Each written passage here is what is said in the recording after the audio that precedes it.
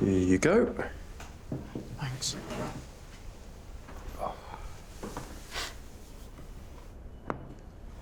You can talk to me about anything you want, okay?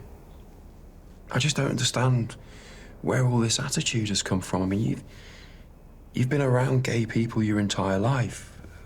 Where's all this homophobia come from? Unless someone's making you say it. What?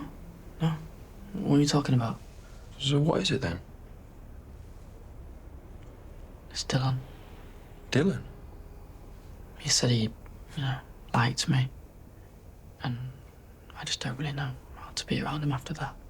I see. But you still want to hang out with him? Yeah. I mean, he's all right, It's just awkward now. And I miss how things used to be before he said all that. So what is it about Dylan that makes him so all right? I don't know. I mean, we both like football, and he could be a right laugh.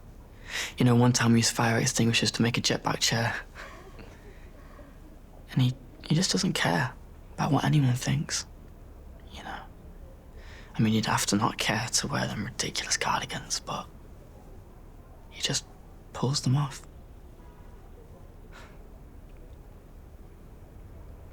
Sounds weird, doesn't it? Nope. If Dylan is in love with you, it's not his fault.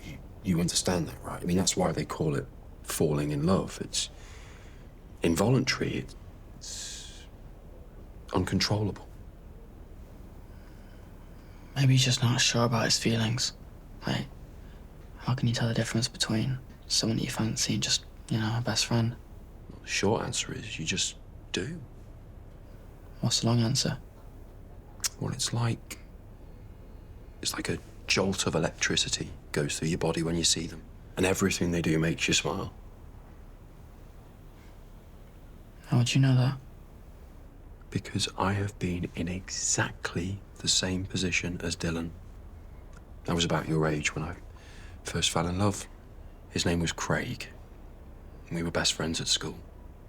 And telling him that I had feelings for him was one of the hardest things that I've ever had to do. How come?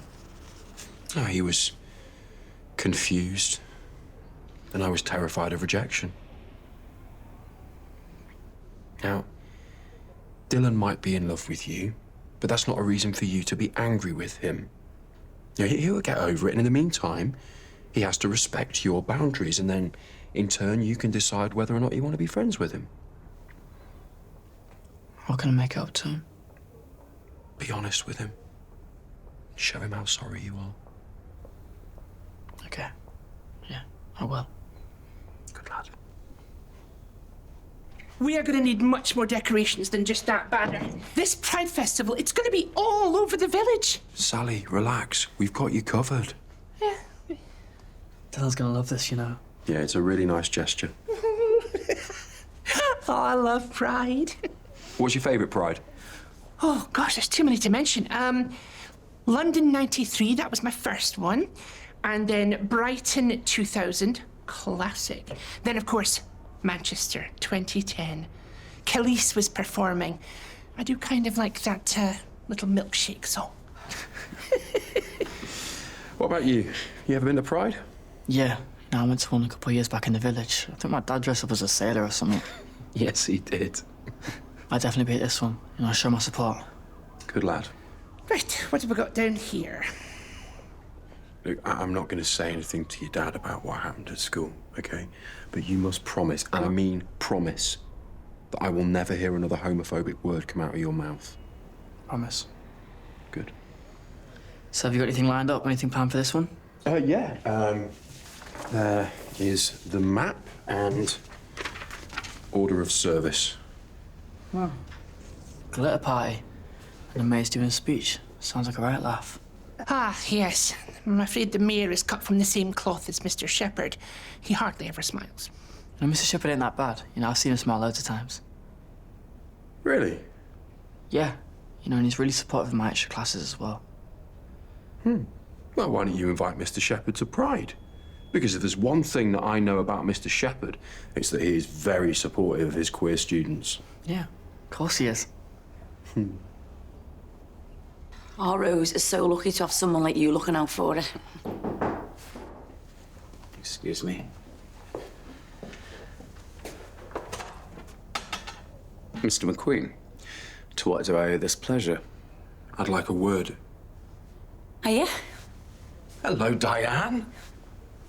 Well, if you wouldn't mind making it quick, I'm discussing a private matter with Mrs. Hutchinson. Oh, feel free to join us. Well, yeah, of course. We have some soft drinks somewhere. It's very kind, but I won't be staying long. I just wanted to bring to your attention a disciplinary matter. Lucas Hay made some quite severe homophobic comments at school. Lucas? Really? Didn't think he was that sort of lad. Honestly, Diane, neither did I.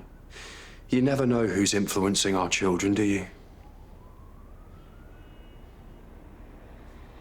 Well, thank you for bringing this to my attention. I'll be sure to speak to him personally. Oh, there's no need. No, Lucas came to see me privately and apologized. He even helped make some decorations for the Pride Festival. Bless him.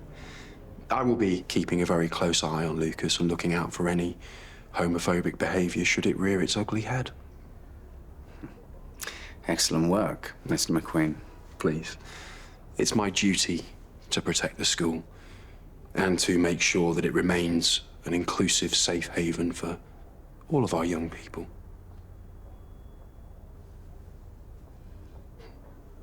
Bye, Diane. See ya.